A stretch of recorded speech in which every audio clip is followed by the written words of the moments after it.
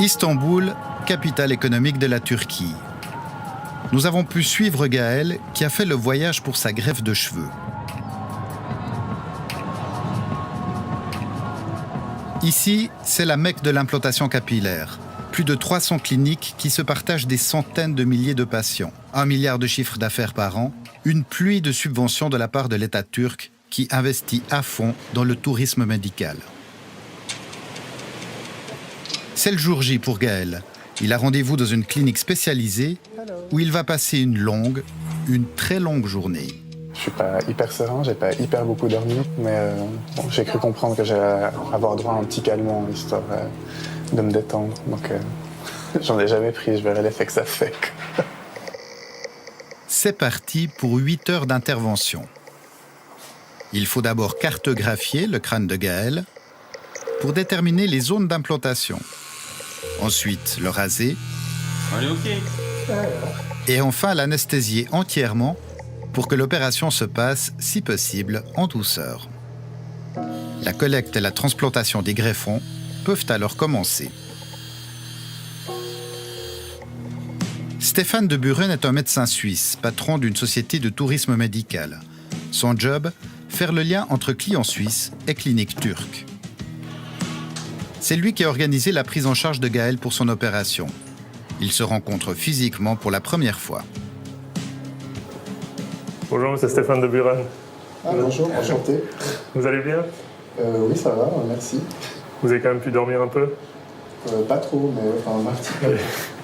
En fin d'après-midi, ça sera fait. Puis comme ça, vous aurez fait Exactement. le moment stressant. Vous répondez à une demande, est-ce que vous ne créez pas aussi une certaine demande?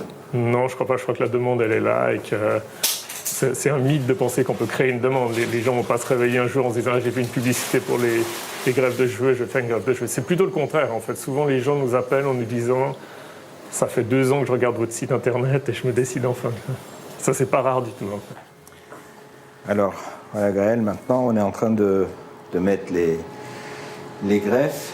On a pu prélever 2950 greffes, donc c'était un peu plus que prévu. Et donc ça avance. On en a encore pour 2 heures, 2 heures et demie à peu près. Et après c'est bon, c'est une nouvelle vie. C'est vrai. Merci. La nuit est tombée sur Istanbul, mais le business des implants capillaires, lui, ne s'arrête jamais. Stéphane de Buren part à la recherche de nouveaux partenaires pour une clientèle suisse de plus en plus nombreuse. On est dimanche 21h et tous les employés de cette clinique sont présents pour la visite. Ils n'auront que quelques minutes pour séduire l'entrepreneur suisse. Je regarde surtout la sécurité. Être sûr qu'il y a de l'oxygène, qu'il y a un défibrillateur, qu'il y a de quoi faire une réanimation, en tout cas de base, si jamais il y a un malaise ou s'il y a un problème. Parce que tout le monde a envie de recevoir nos patients. On est contacté à peu près 1 fois par semaine par une clinique. On doit regarder ça un peu d'un œil un peu, je dirais, neutre, le plus neutre possible. Antihistaminique, this one is antiarrhythmal. Il y a de tout. Il y en a qui sont excellents. Après, il y en a qui le font moins sérieusement que d'autres. Donc il faut savoir vraiment trier. Mais c'est la même chose en Suisse. Dans tous les pays, vous n'avez pas un pays où ils sont bons, un autre pays où ils sont pas bons. Il y a des bons et des mauvais partout, il faut savoir les identifier, les bons. Nous ne connaîtrons pas le résultat de la visite. La procédure est encore longue avant que les mains se serrent définitivement.